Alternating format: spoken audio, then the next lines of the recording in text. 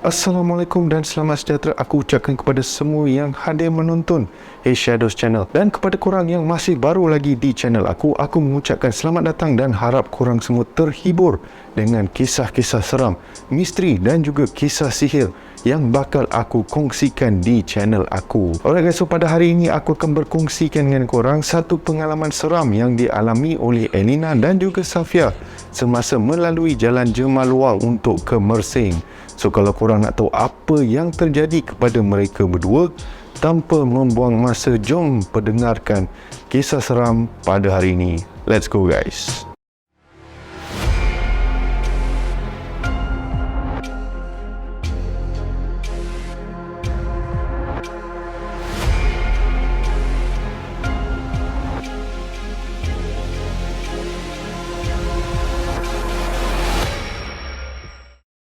So, kisah kita bermula di mana Elina dan juga Safia yang merupakan pelajar di sebuah universiti yang terdapat di Johor, dan mereka ni telah membuat satu rancangan untuk bersiar-siar di Mersing. So, setelah sibuk dengan study semua benda tu, dan diorang pun membuat rancangan untuk bercuti. So, perkara ni adalah normal buat Elina dan juga Safia, di mana mereka akan sentiasa mengambil kesempatan untuk berjalan-jalan, tak kisahlah mana pun, untuk rehatkan minda dorang dari kesibukan belajar. So, di antara Elina dan juga Safia, Elina lah yang selalu membuat perancangan secara terperinci dari segi mana nak pergi, apa nak buat, mana nak makanan, semua benda tu lah. And si Safia ni pula, dia jenis go with the flow, kasih hentam sajalah, and juga kaki merungut.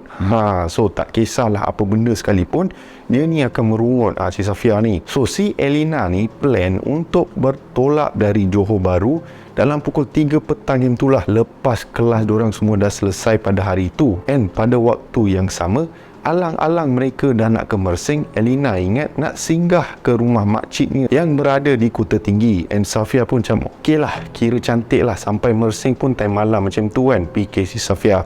Maka dorang pun membuat persiapan dorang untuk trip dorang ke Mersing. And akhirnya tibalah hari yang dinantikan oleh mereka berdua. So, kelas mereka yang terakhir untuk minggu tu pun dah selesai. So, si Elina dan juga Safia pulanglah ke dorm dorang dan bersiap untuk memulakan perjalanan mereka ke Mersing. So, mereka pun memulakan perjalanan mereka seperti yang dirancangkan dalam pukul 3 macam tu lah.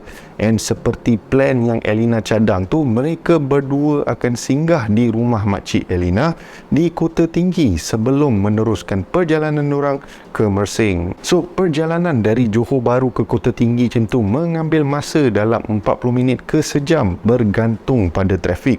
So, dalam pukul 4 ke 5 macam tu, mereka pun tibalah di rumah makcik Elina. So, macam biasalah, diorang simbang lah apa semua benda tu, sampailah dekat-dekat nak maghrib macam tu. And Elina pun cakap lah yang diorang nak meneruskan perjalanan diorang ke Mersing selepas waktu maghrib. Dan makcik Elina pun cakap lah, korang ni makan lah dulu, takkan terus nak gerak ke Mersing tak makan apa-apa. So Elina pun cakap, tak apa nanti, okey je, plus kita orang ni tak ada lah lapar sangat.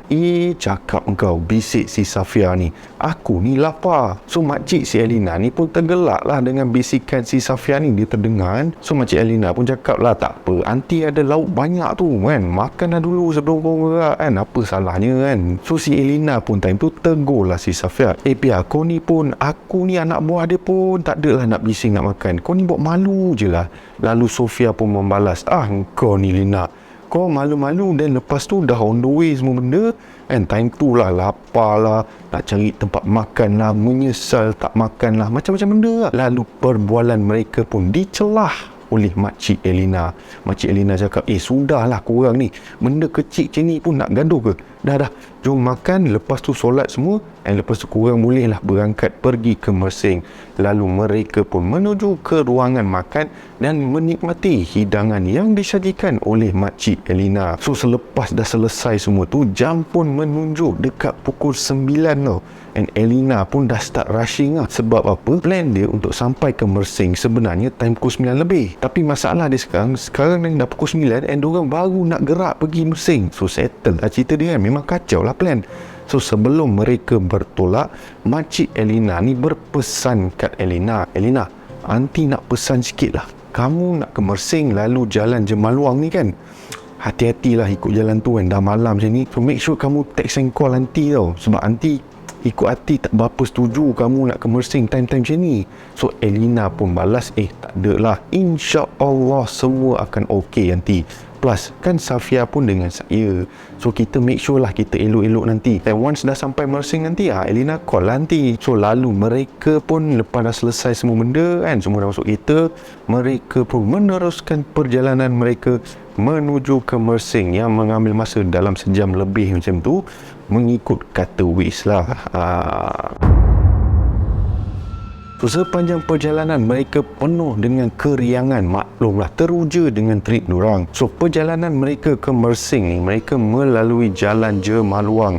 And kepada korang yang tak tahu, jalan Jemaluang ni boleh dikatakan agak famous dengan bermacam-macam kisah, especially kisah-kisah yang menyeramkan. Dan juga jalan Jemaluang ni terdapat banyak kubu-kubu British lama time Perang Dunia Kedua macam tu lah.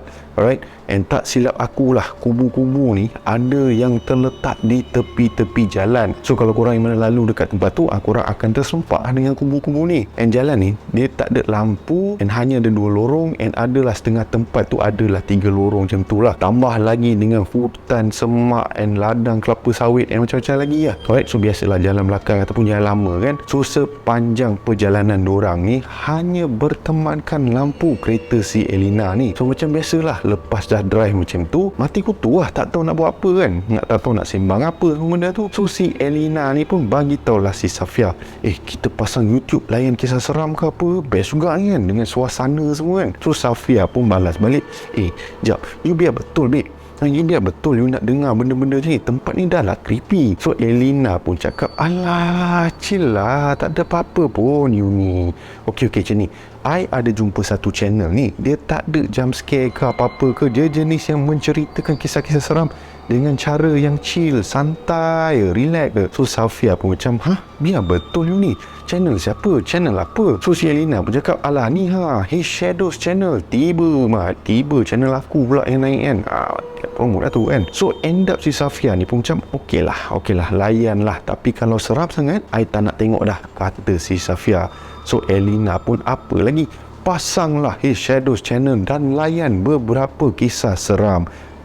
Aku promote diri dalam cerita sendiri Mat. Boleh.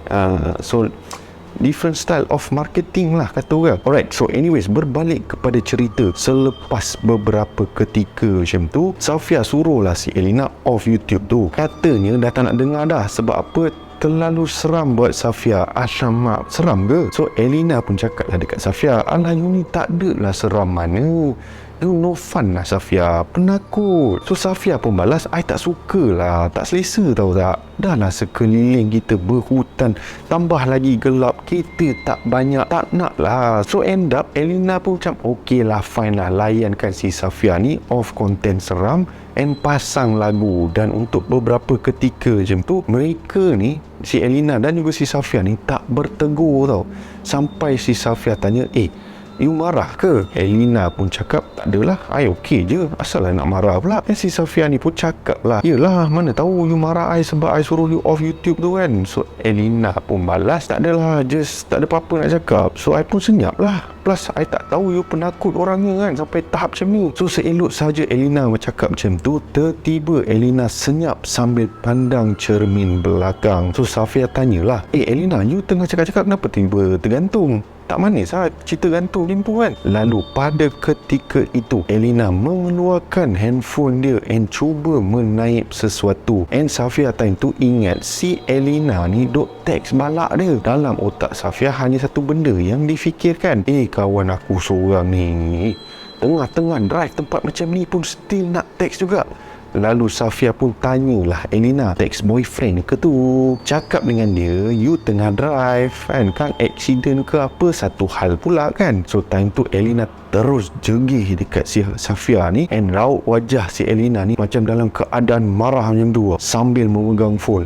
And Safia pun terus terdiam and memandang ke hadapan sambil dalam otak dia persoalkan, aku ada cakap benda yang salah ke? So Elina terus menggenggam tangan dia sambil menaip sesuatu tau, and ke handphone dia, and kemudiannya si Elina pun paslah handphone dia dekat Safia, and Safia pun baca and terus pandang ke Elina, and Elina hanya memandang Safia sambil mengangguk kepala. Dia ibarat si Elina ni, dia tahu apa yang si Safia bakal tanya. So apa sebenarnya yang si Elina ni memberitahu Safia? So sebenarnya Elina memberitahu Safia yang time dia tengah sembang dengan Safia, apabila dia pandang cermin belakang, dia nampak ada satu wajah wanita yang duduk di belakang Safia sambil memandang ke arah hadapan tanpa berbuat apa-apa ataupun berkata apa-apa. Memang tak berkata lah ceritanya, Mat. Kalau berkata mengelabah Elina tu nanti. So Safia pun membalas, benda tu still dekat belakang ke? Type kan, menggunakan handphone tu kan.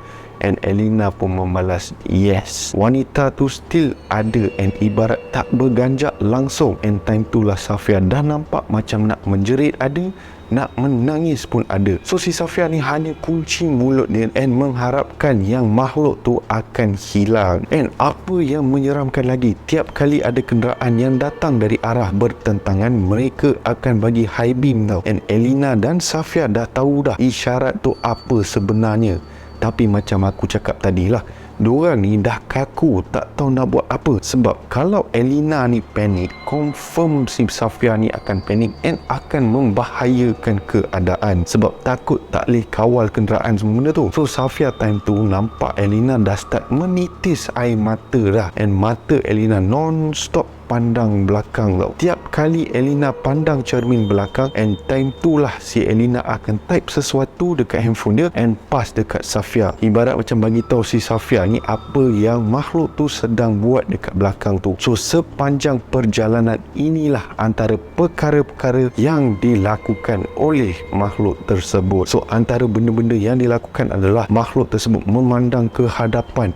Makhluk tersebut memegang sambil bermain dengan rambut Safia, walaupun Safia cakap dia tak rasa apa-apa pun. And juga makhluk tu pandang Elina di cermin sambil tersenyum dengan satu senyuman yang sinis. Dan juga kelihatan seperti makhluk tersebut terhenjut-henjut di belakang kereta. So macam aku cakap tadi, disebabkan oleh perasaan yang teramat takut, Elina dan juga Safia ni kaku, tak tahu nak buat apa tau. Sampailah satu momen tertiba Elina seperti terlanggar sesuatu dan mereka berdua time tu terus menjerit sekuat mungkin, seolah-olah menaiki roller coaster. And sekali lagi Elina pandang cermin belakang dan nampak makhluk tadi seperti ternganga luas mulutnya sambil cuba mencapai si Elina. Terus Safia ambil phone dia, pasang surah Ayatul Kursi sambil mengikut baca non-stop. And time tu lah Elina menjerit, innahu min Sulaiman wa innahu bismillahirrahmanirrahim. And pada ketika itulah Elina pandang cermin belakangnya, terus makhluk tersebut tidak lagi kelihatan. And time itulah mereka terasa seolah-olah satu beban yang besar telah hilang dari dada mereka. And semestinya mereka pun start menangis dan tanya, apa sebenarnya yang dah berlaku? Kenapa boleh jadi macam tu? And bermacam-macam lagi lah persoalan yang bermain di minda mereka. Dan beberapa ketika kemudian mereka tibalah di Mersing. And time tu lah mereka berasa tenang, and sebab semua kawasan-kawasan bandar everything dah nampak kereta, dah nampak orang semua tu kan. And mereka pun pergilah ke hotel yang telah si Elina ni book and check in semua benda tu lah. So sebelum kedua mereka ni masuk ke bilik mereka, Elina dan juga Safia ni lepak di lobi hotel cuba hadam apa yang telah berlaku kepada mereka. So Elina berasa hairan, macam mana tertiba makhluk tu boleh pula munculkan diri dan kenapa hanya si Elina sahaja yang rasa. So mengikut kata Safia, sebenarnya dia tak rasa apa-apa pun time tu, tapi disebabkan oleh apa yang diceritakan oleh Elina, Itu yang membuat Safia berasa gerun and takut, and sepanjang momen tu hanya Elina sahaja yang ternampak and rasa akan kehadiran makhluk tersebut. So aku tanyalah kepada korang semua, para geng bayang, apa pendapat korang? Adakah benar Elina ternampak sesuatu ataupun ia hanyalah trik untuk prank si Safia ni? Alright. So walaupun kita tahu yang banyak kisah-kisah yang menyeramkan pernah berlaku di jalan tu, tapi ialah selalunya kita hanya mendengar kisah-kisah macam ni. Tapi bila kita lalu tak ada apa-apa pun berlaku. Alright. Tapi jangan meminta. Benda ni kadang tengok kaklah pada nasib seseorang tu. Kalaulah nasib orang tu time tu lah dia nak lalu jalan tu, and time tu jugalah dia terserempak dengan benda tu, memang nampak lah. And also banyak betul tu. Baik. So, sentiasalah mengamalkan doa pelindung agar perjalanan korang ke mana-mana saja selamat sampai dan juga selamat pulang. Amin. Okay? So, begitulah pengalaman yang dialami oleh Safia dan juga Elina sepanjang perjalanan mereka ke Mersing. Okey gang, so sampai sini sajalah kisah kita pada hari ini. Yes, kisah pada hari ini tak adalah panjang mana. Aku bagi simple as pimple lah kata orang. Alright. So sekiranya korang terhibur dengan kisah pada malam ini, korang boleh tekan butang like yang ada di bawah, and jangan lupa share, and paling penting subscribe sekiranya ada di antara korang yang masih lagi belum subscribe ke His Shadows channel.